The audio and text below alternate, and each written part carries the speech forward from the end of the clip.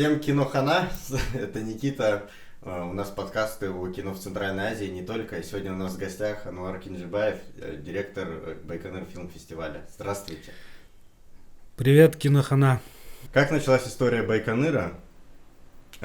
Почему именно такое название? И на кого и на какой фокус у вас сориентирован фестиваль? Как появился, да, фестиваль? В 2012 году, то есть я основал и открыл кинопортал Брод.кз. Брод — это от сокращенного Бродвей. И пока мы писали новости, там собирали базу, писали новости, была такая, все время была такая яркая проблема на виду самых первых лет существования кинопортала. Это отсутствие какого-то конкурса, где все, скажем, авторы молодые могли бы участвовать. У нас на тот момент уже был международный фестиваль студенческих фильмов Бастау, однако в Бастау, то есть он был более международный, и туда могли попасть там 2-3, может от силы 5 короткометражных фильмов в конкурсную программу. Но таким образом, то есть в 2016 году появился кинофестиваль Байконур. Вот, если совсем коротко, если говорить о названии, там, начиная с 2015 года я думал над названием. Если бы я был бы умнее, я бы по-другому назвал фестиваль, то есть, если, может быть, тогда на тот момент мой кругозор в кино был бы больше, выше, то есть, я бы по-другому назвал фестиваль. Но я почему-то понял, что само Байконур, сам город Байконур, и который носит условно космодром, Байконур, одноименное название, то есть нигде больше не задействовано, хотя это является вообще достоянием Казахстана, что это является достоянием вообще всего человечества, то есть это та точка на планете Земля, с которой началось какое-то знакомство или там космоса, то есть хотя бы мы начали выше взлетать и понимать, что там миссия даже там сама собой сложилась, понятная, четкая, и то есть это стартовая площадка в большой мир кинематографа, то есть, собственно, все понятно, все ясно. Первые 3 года кинофестиваль был республиканским конкурсом, то есть мы собирали и показывали только то, что происходит в Казахстане. И в 2016 году мы получили 202 заявки.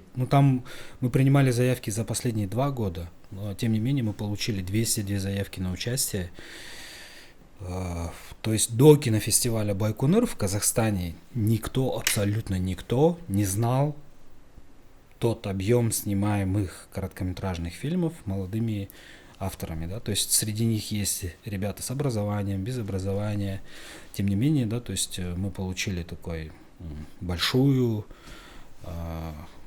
количество заявок, и мы, может быть, ожидали получить там 80-100 заявок, может быть, край 120, но никак не 202. В самом начале он состоял из игрового кино, документального кино и анимационного кино. Документальные и анимация — это были такие некие секции целиком в конкурсе. С 2004 года мы уже очень много было заявок, то есть кто-то нас добавил в какую-то там базу, мы еще как будто и не планировали там на фильм Freeway размещаться, и мы стали получать вот эти заявки со всего мира. И для нас это, мы там получили, по-моему, более 80 заявок на 3-й фестиваль. И для нас это таким неким сигналом послужило, то есть стать каким-то то есть проводиться уже более в международном формате, и мы его стали делать в формате СНГ. И последние 6 лет мы его проводили в формате СНГ. И буквально последние года, то есть интерес к кинофестивалю растет, и приезжают гости и из Европы, и из Азии. Мы, когда проводили 8-й кинофестиваль, к нам приезжали и из Соединенных Штатов. Мы большую коллаборацию делали с Биафом, это Busan International Animation Festival, южнокорейский.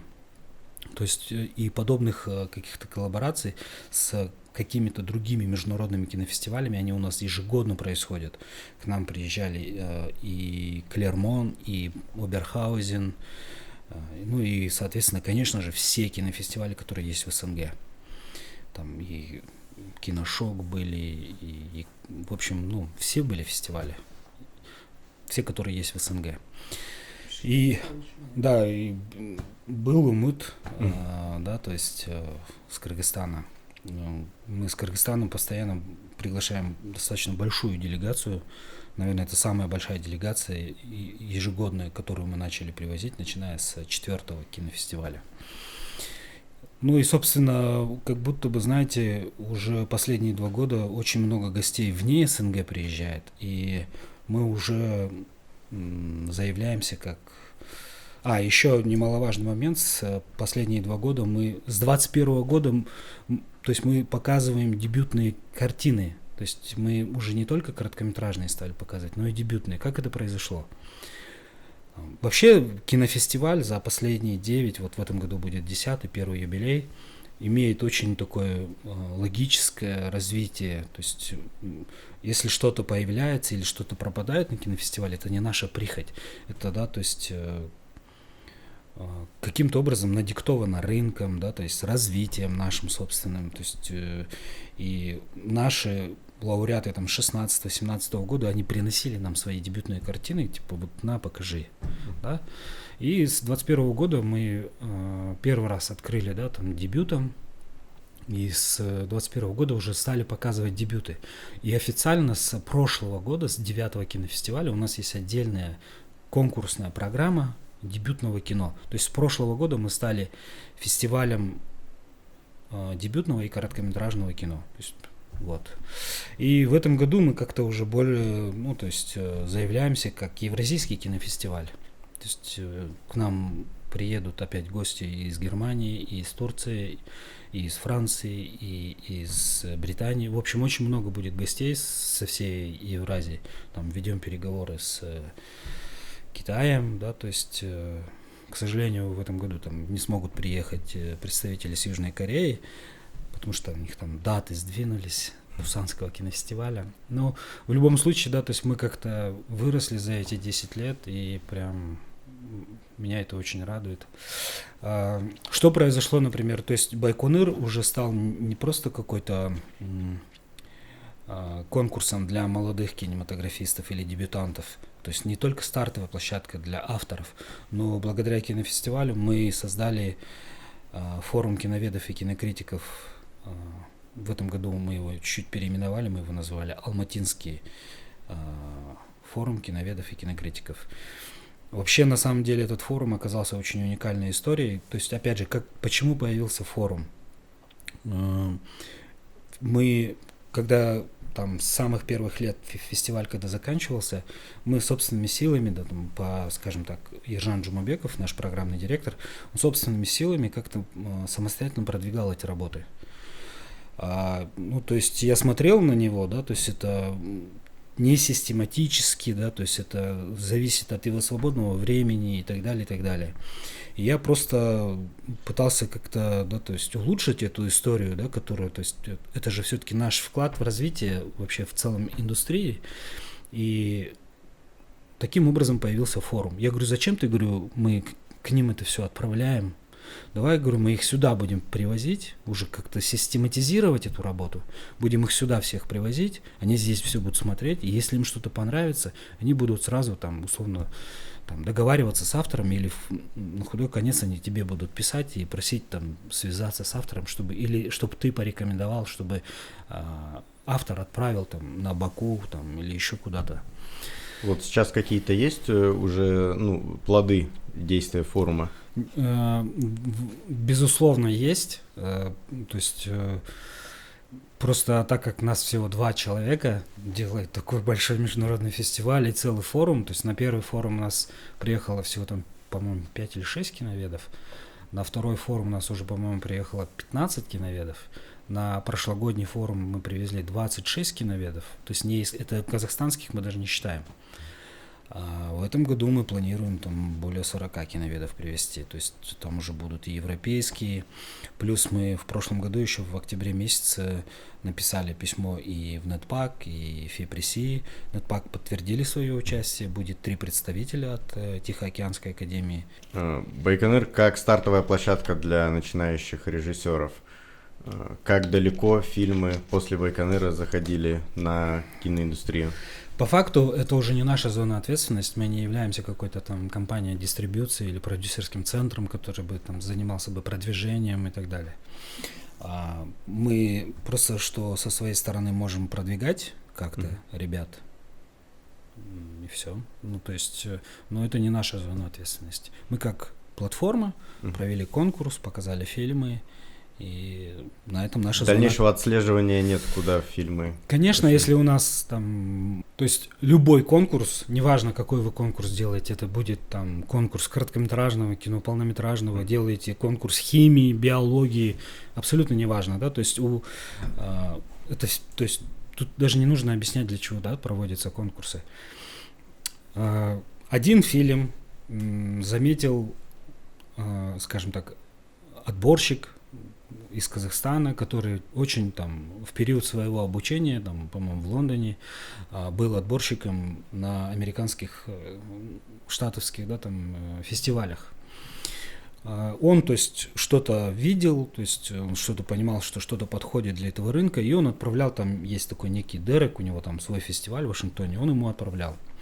Дерек является одним из, так скажем, отборщиков образовательной программы Sundance, да, то есть, и однажды Самгар Рахым, это наш лауреат кинофестиваля, он очень там многократный лауреат, он попал в эту программу, то есть, благодаря, по сути, Байконуру. Ну, не то чтобы благодаря тому, что он снял кино, позаботился о судьбе своего фильма, отправил его на конкурс. И на конкурсе, как раз-таки, благодаря уже непосредственно самому кинофестивалю, и этот фильм увидели. Цепочка событий привела. Да, то есть, да, цепочка событий. Первый лучший фильм Шарипа Уразбаева, то есть она мне так сказала, она говорит... Я вообще просто, она работала тогда в Астане на телевидении, она говорит, ну, то есть она сняла кино и говорит, ну, отправлю, если, ну, то есть, если что-то будет, ну, может быть, там, я задумаюсь, если нет, то буду работать все на телевидении. Но она получила номинации, там, лучший фильм, выиграла, и это ее мотивировало на дальнейшие какие-то, сподвигло на какие-то дальнейшие, скажем, движения, да. Таких историй на самом деле очень много, да? То есть кто-то получает награду лучший фильм и просто пропадает из виду, да, то есть его не видно. Но кинофестиваль Байконур — это сейчас такая история, что практически каждый талантливый молодой кинематографист, который что-то создает в Казахстане, авторское, драматическое, да, то есть он является лауреатом кинофестиваля Байконур. Люди, которые даже не были лауреатами, они были в составе жюри. И практически там уже всех позвали. То есть, ну, все приложили свою, там, привнесли свой вклад в развитие кинофестиваля. Организация фестиваля, вообще как она устроена, как идет подготовка? Прям, ну, вы имеете в виду в этом году или вообще? В целом. Ну, видите, мы ведь независимый кинофестиваль. У нас на старте 0 тенге. Да, то есть мы, условно, там 1 марта объявили прием заявок, и мы, ну, с бюджетом 0 тенге. Вот вы можете представить, как вы, например, собираетесь снимать кино, или вы собираетесь делать свадьбу, да, то есть для зрителей, которые не имеют отношения к кино, то есть в какой-то момент вы принимаете решение, что вы что-то делаете, но у вас на старте вот, ну, ничего нету. И, соответственно, это все постоянно сумбурно, организация. Мы можем много что планировать, но если уж планировать, то ни в чем себе не отказывать, да. А в процессе уже реализации проекта ты понимаешь, что тут нету, здесь нету, вообще ничего нету, и приходится, ну, там, просто пишешь смету, да, если на тот случай, если у тебя спрашивают, какая смета, ты говоришь, ну, 120 миллионов тенге. А по факту у тебя 0 тенге. И были такие года, когда я завершал в глубокий минус, да, и буквально там рассчитывался за, там, условно, там, 8-й кинофестиваль, там, рассчитался перед 9-м, да, то есть, и это практически ежегодная история. Соответственно, вопрос, каким топливом нужно обладать, чтобы внутренним, чтобы поддерживать дальше фестивальную жизнь? Да просто надо верить, вот и все. Ты же утром просыпаешься, ты же не думаешь, что буду я сегодня жить или нет. Ты просто просыпаешься, идешь, чистишь зубы, не знаю, завтракаешь, там, делаешь там зарядку, еще что-то. Это просто часть жизни. Все. Ничего не надо. Все спрашивают, откуда столько энергии, там, еще что-то там.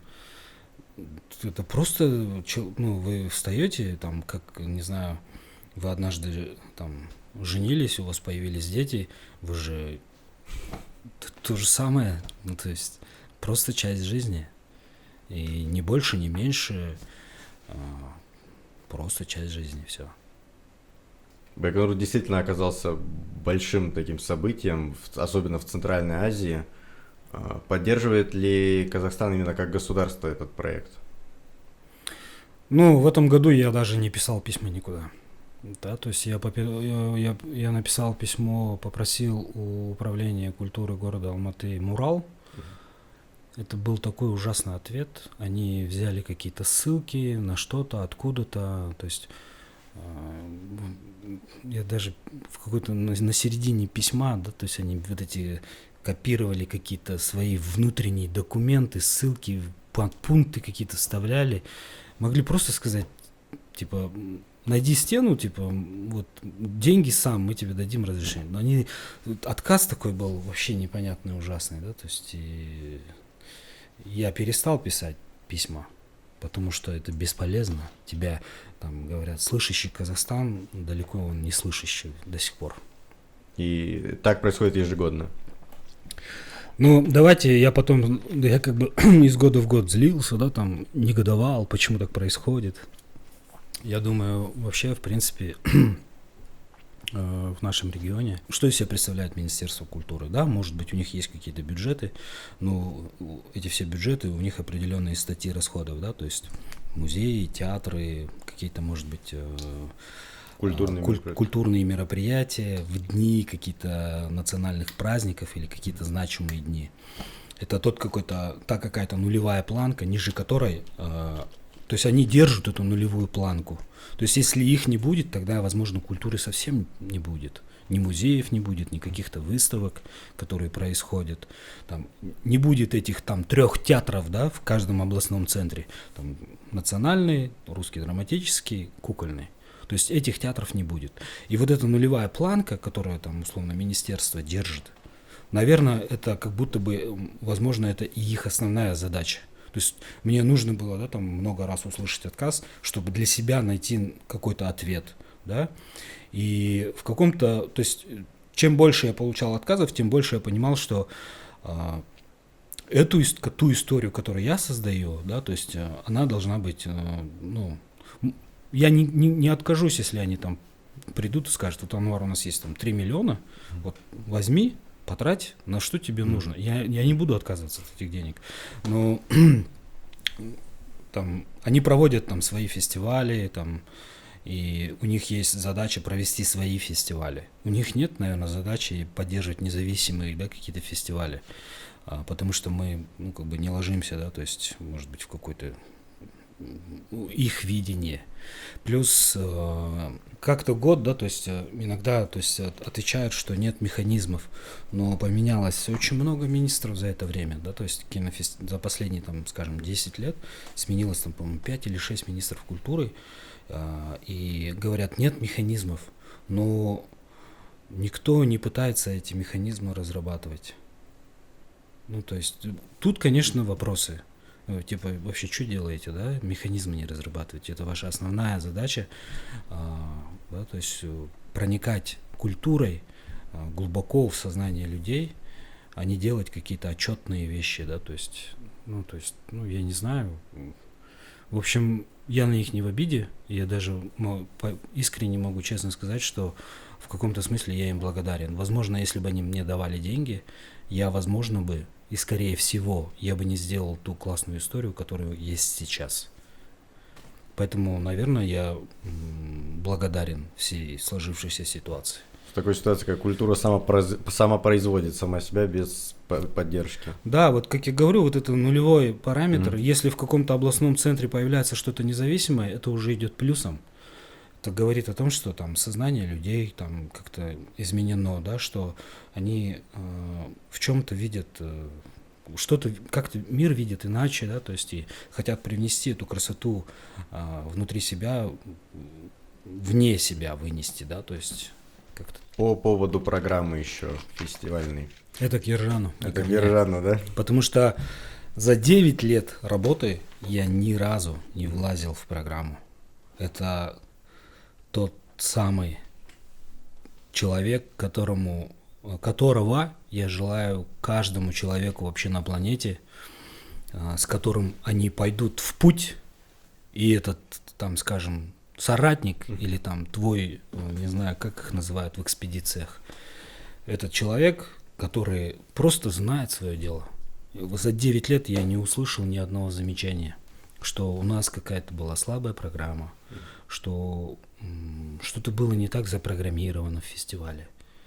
Вот это все Ержан. Расскажите тогда подробнее, как сложилось это. Как наше знакомство сложилось? У нас есть главный киновед Гульнара Ойратовна Абикеева. Я связался с ней, она мне предложила Арвана Нартаева. Арвана Нартаев, по-моему, если не ошибаюсь, пригласил Ержана. Мы провели первый фестиваль. Аруана на втором уже не было, остался Ержан. И это было вот так вот. Собственно, мы даже как бы, я не уверен, что мы там близко общались первые 2-3 года. Просто с годами это как-то, знаешь, это по-другому уже все. Чем вы вдохновлялись при создании фестиваля? Были ли какие-то ориентиры? Не было ориентиров, я просто сказал, я это сделаю, и все. Какие-то модели соседних стран, тот же ЮМЮТ? Нет, я нигде не был. Когда я делал фестиваль, то есть я инженер-связист по образованию, да, то есть я в 2014 году написал заявление, на тот момент у меня уже был 2 года там кинопортал. И я уже тогда как бы, вникал, да, там вообще в историю кино, как там что происходит. Когда я уволился, я более плотно стал этим кинопорталом заниматься, и вот тогда вот эти все проблемы я видел, которые на рынке, их все было видно разом. Ты пишешь новости, ты все это видишь, все эти проблемы. Да, и я вот не договорил, можно вернуться к тому, что после того, когда мы там организовали форум, то есть форум проходит в рамках кинофестиваля Байконур, и мы решили просто вытащить анимацию из кинофестиваля и сделали Алматы Анимейшн фестиваль. И у этого фестиваля, в этом году фестиваль пройдет в 3-й раз, у него свои собственные даты, он стоит на август, на сентябрь стоит Байконур форум, то есть плюс в этом году мы будем стартовать Алматинский фестиваль сериалов. Да, давайте поподробнее про сериалы. В Казахстане, то есть есть государственные телеканалы, возможно, частные каналы, они тоже занимаются производством, да, там, создают для себя оригинальный контент. И в этом году у нас, в прошлом году осенью у нас появился стриминг Guru. В начале года у нас уже запустился стриминг Freedom Media. И чуть позже, ближе к сентябрю, если не ошибаюсь, запустится Unica Play, новый стриминг. Freedom Media и Unica Play — это те стриминговые платформы, которые претендуют на тоже создание оригинального контента. То есть вот теперь представьте, есть заказчики в лице каких-то частных и государственных каналов, есть стриминговые платформы, не казахстанские, Netflix, там, Disney, там, Кинопоиск, Мегаго, там, Иви, да, там вроде, я не помню, они пытались там официально присутствовать в Казахстане. Есть эти платформы. Сейчас появился Guru, да, то есть пока никто не понимает вообще, что они делают и для чего они делают. Наверное, проверяют какие-то свои гипотезы. Есть Freedom и есть, сейчас скажу, вот я называл только что, Unica Play. Плюс там какие-то были там манипуляции по слияниям или еще какие-то у Salem Social Media. Salem Social Media снимает для ТВ+. Это тоже старый стриминговый сервис, который был внутренним продуктом телекоммуникационной компании Казахтелеком. И вот столько компаний, они все что-то снимают, и они все борются за внимание зрителя. И сериалы, да, то есть мы просто смотрели на рынок, то есть это ответ рынку, да, то есть вот этому бурному развитию, что у сериалов должно появиться какое-то свое место в фестивальном движении. И вообще в перспективе я думаю, что вот эта борьба, конкуренция за внимание, за наши с вами кошельки, за наши, чтобы мы там подписывались, имели, возможно, 1 или 2 подписки, прям, я думаю, это будет увеличиваться, нарастать. И с приходом таких там игроков новых, и я думаю, рынок будет меняться, и конкуренция будет прям очень глубоко проникать вообще в киноиндустрию. Как это будет устроено? Это будет показ пилотного выпуска или... Фестиваль, что будет на фестивале? Да, на фестивале. Будет на фестивале, ну, то есть основная программа сериалов, там будут участвовать как премьерные, так и непремьерные показы, не ранее 1 января 2025 года. И будет конкурс пилотов. Это вот, наверное, это важно услышать всем, да, что будет конкурс пилотов. И так как я говорю о том, что в перспективе, да, там нескольких лет будет борьба за внимание, конкуренция за заказчиков, у продюсеров будет конкуренция за лучшие истории. Все будут искать лучшие истории, чтобы принести их заказчику. Заказчики тоже будут воевать за лучшие истории, за лучшие команды, за лучшие продюсеров. То есть, а продюсеры будут выбирать чек. Тот, кто больше дает, тот, у кого лучшие условия, продюсер будет их выбирать. Я думаю, ну тут все понятно. Мы даже думаем, что конкурс пилотов, он будет больше как, ну, похож на питчинг, где мы будем приглашать представителей заказчиков, которые все будут отсматривать, отслушивать, да, там, и выбирать, принимать какие-то свои решения. Мне кажется, он такой будет более живой, и в нем тоже будет даже конкуренция присутствовать. Максимальная, мне кажется. Это будет именно международный конкурс? Да. И основной конкурс, и конкурс пилотов, они будут рассчитаны именно на Центральноазиатский конкурс. Какие страны могут участвовать в этом конкурсе? Ну, Центральная Азия. Кыргызстан, Казахстан, Таджикистан, Узбекистан. Ну, туркмены ничего не снимают. Есть устоявшийся стереотип о короткометражных фильмах, что это в основном визитная карточка студента, и больше никто коротким метром не занимается в своей жизни. Так ли это? И можете ли вы развенчать этот стереотип?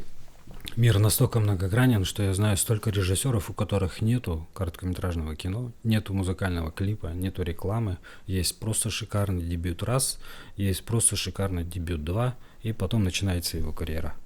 Ну, у всех по-разному. Ну, это тоже надо, знаешь, уметь вложить, снять целую огромную историю, да, там, огромную историю за 15 минут. Показать ее. Это тоже навык. Это не все умеют. И если кто-то не снимал короткий метр, возможно, он не придумал, как его снять. А может быть, кому-то этого и никогда не нужно было. Нормально ли в одной программе совмещать художественные и документальные фильмы? Ну, Ержан совмещает. Это больше он сможет ответить. Ержан вообще мастер совмещать все. У него вот в 2008 году, когда мы делали кинофестиваль, то есть у нас были и дебютные показы, и короткометражные, и были документальные короткометражные показы, и были полнометражные анимационные проекты, и анимационные короткометражки были. То есть это вот Ержан мастер. То есть это к нему вопрос. Ну, вот больше ваше видение. В таком случае, если мы в одну программу смешиваем постановочные фильмы и документальные, мы, получается, фокус делаем не сколько не на сами фильмы, сколько на режиссеров молодых, талантливых. Это больше к Ержану вопрос. То есть, ну, я могу как-то ответить со своей стороны, да, что мы это практикуем постоянно, да, то есть Вообще, то есть я принцип понял, как Ержан делает программу, но я не могу за него как бы давать ответ. Это больше к нему. Составление программы полное доверие. Это не просто полное доверие, это не моя зона ответственности, я туда не лезу. Вообще ни разу никогда не лез. Не пытался. Я иногда просто у него спрашивал, слушай, а что вот этот режиссер вот не прошел? Он говорит, ну он же снял плохой фильм. Хотя этот там предыдущие работы его там ездили, там завоевали кучу классных наград на супер классных кинофестивалях. Говорит, ну слабый же фильм снял. Зачем его брать? К нам столько международных гостей приезжает. Зачем мы будем показывать слабое казахское кино? Точка. И у меня не возникает вопросов после таких ответов. Поэтому если вы больше будете, если что-то касается именно программы, это только к Ержану. Какой фильм во время всего Байконыра вам запомнился больше всего? Конечно, я запомнил самый первый фильм. Это картина «Бензин БТ» Асхата Кучинчерекова, который в этом году попал в лонг-лист Оскара, да, то есть он был отправлен от Казахстана. Это его дебютная картина, которую, к сожалению, он нам не дал показать на Байконуре. Но я очень рад за Асхата. И это вот была картина, которая открывала кинофестиваль, самый первый кинофестиваль в 2016 году, «Бензин БТ». Я думаю, она есть в Ютубе, можно посмотреть ее. И сразу в Оскар. Ну, спустя там 9 лет его отправили там с его картиной в Оскар. Помимо фестивальной жизни, какая у вас еще есть параллельная жизнь? Чем вы занимаетесь еще? Ну, пока мы ехали с тобой в такси, я показал тебе сервис, да, то есть где центральноазиатские кинематографисты могут регистрироваться. Отличительная черта сервиса от всех других каких-то подобных сервисов в том, что мы будем глубоко внедряться в бизнес-процессы, и эти бизнес-процессы будем оцифровывать. То есть мы целиком оцифровали процесс Dreamcast, где кастинг-директор может объявить кастинг, и по нужным ему параметрам он будет видеть только практически там нужных ему там талантов, да, и эту историю мы будем, то есть, развивать. Давайте ставим общую картину структуры фестиваля, как он устроен, какие именно есть программы и как они будут проходить именно в этом году. В этом году в августе пройдет 3-й Алматы Анимейшн фестиваль. В конце сентября пройдет Байконур. В рамках Байконура «Спутник» будет форум киноведов, кинокритиков. И в рамках кинофестиваля Байконур мы стартанем первый алматинский фестиваль сериалов, который на следующий год уже уйдет на июль месяц. Анвар, спасибо вам большое, что пришли, было очень по-деловому, все было очень здорово, интересно, приходите к нам еще, будем вас ждать. Ну, позовете, обязательно приду. Спасибо всем. Спасибо и вам, дорогие зрители, подписывайтесь на нас, ставьте лайки, делитесь с друзьями и приходите к нам еще раз тоже на чаек. Всем пока.